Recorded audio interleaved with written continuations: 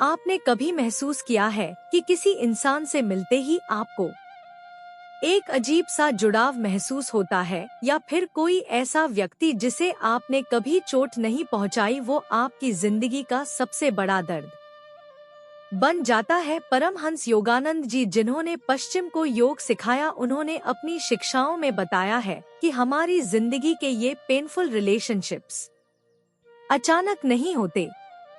इनके पीछे सदियों पुराना एक ब्रह्मांडीय बहीखाता होता है। आज हम जानेंगे कि जो आपको रुला रहा है उसका आपसे पिछले जन्म का क्या नाता है। योगानंद जी कहते थे कि नफरत और प्यार दोनों में एक चुंबकीय शक्ति होती है। अगर आप किसी से बहुत प्रेम करते हैं तो आप अगले जन्म में उसकी ओर खिंचे चले आएंगे, लेकिन अगर आप किसी से नफरत करते हैं तो वह नफरत आपको उस व्यक्ति से और भी ज्यादा मजबूती से बांध देती है। अक्सर जिस व्यक्ति ने पिछले जन्म में आपके साथ अन्याय किया या जिसके साथ आपका कोई हिसाब अधूरा रह गया, लॉ ऑफ कर्मा उसे दोबारा आपके जीवन में लाता है। अंतर सिर्फ इतना होता है कि इस बार रिश्ते बदल जाते हैं। पिछले जन्म का दुश्मन इस जन्म में आपका जीवन साथी या संतान बनकर आ सकता है। हमारे दुख का मुख्य कारण ऋणानुबंध है। इसका मतलब है कर्मों का कर्ज। सोचिए, एक पिता जो अपनी पूरी कमाई संतान पर लुटा देता है, लेकिन अंत में वही संतान उसे दुख देती है। हो सकता है पिछले जन्म में उस पिता ने उस व्यक्ति का कुछ लिया हो और इस जन्म में वह संतान सिर्फ अपना कर्ज वसूलने आई हो।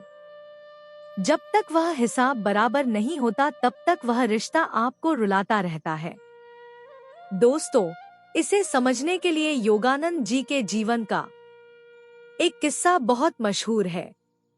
योगानंद जी ने अपनी शिक्षाओं में एक बार एक शिष्य का जिक्र किया था जो अपने एक संबंधी के व्यवहार से बहुत दुखी था। योगानंद जी ने उसकी आंखों में आंखें डालकर कहा, तुम जिसे आज अपना शत्रु मान रहे हो वह कई जन्म पहले तुम्हारा सबसे प्रिय मित्र था।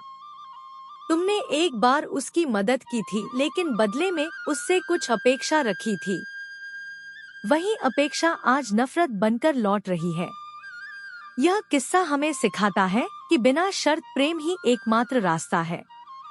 अगर हम किसी की मदद करके भूल जाते हैं तो हम कर्म के बंधन से मुक्त हो जाते हैं, लेकिन अगर हम एहसान याद रखते हैं तो हमें उसे वसूलने के लिए दोबारा जन्म लेना ही पड़ता है। आप कैसे पहचानेंगे कि यह दुख पिछले जन्म का है? इसके 3 मुख्य संकेत हैं। अनएक्सप्लेन्ड इंटेंसिटी, आप उस व्यक्ति से दूर नहीं रह पाते भले ही वो आपको कितना भी दुख दे। रिपीटिंग पैटर्न्स, एक ही तरह की बहस और एक ही तरह का दर्द बार बार दोहराया जाता है। डीप फैमिलियरिटी, पहली मुलाकात में ही ऐसा लगना कि मैं इसे बरसों से जानता हूँ। योगानंद जी का समाधान, कर्म का चक्र कैसे तोड़े। वे कहते थे कि इस चक्र को काटने के 3 हथियार हैं। जब सामने वाला आपको रुलाए तो प्रतिक्रिया न करें। अगर आप पलटकर वार करेंगे तो एक नया कर्म बन जाएगा जो अगले जन्म में फिर वापस आएगा। खामोशी और प्रार्थना कर्म के बीज को जला देती है। क्षमा, योगानंद जी कहते थे, Forgiveness is the only way to dissolve the karmic link. जब आप दिल से कहते हैं मैंने तुम्हें आजाद किया तो आप वास्तव में खुद को उस पुराने बंधन से आजाद कर रहे होते हैं। और तीसरा, प्रेम, डिवाइन लव, इंसान से उम्मीद छोड़कर ईश्वर से जुड़े। जब आप अपनी खुशी के लिए किसी इंसान पर निर्भर नहीं रहते तो उनका बुरा व्यवहार आपको रुलाने की शक्ति खो देता है। याद रखिए, जिसे आप अपना दुश्मन समझ रहे हैं वह शायद आपका सबसे बड़ा हितैषी है। वह आपको यह सिखाने आया है कि यह दुनिया नश्वर है और असली शांति केवल आपके भीतर है।